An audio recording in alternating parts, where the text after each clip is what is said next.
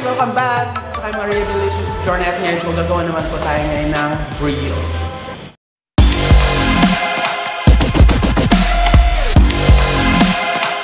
Ito mga pangunahing ingredients natin. Ito yung flour, 500 grams.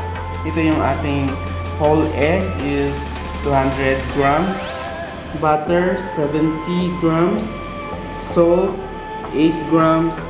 Yes, 20 grams. This one is 1 gram. And fresh milk is 80 grams. And sugar, 80 grams.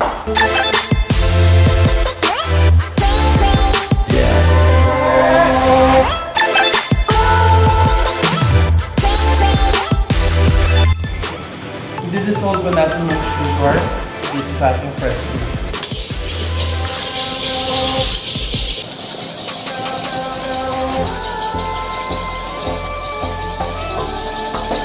Yung salt.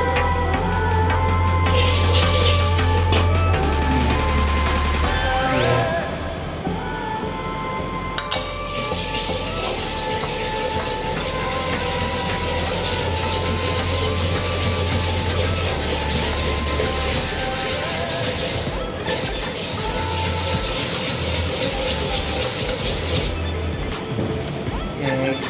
Ay, nahulog.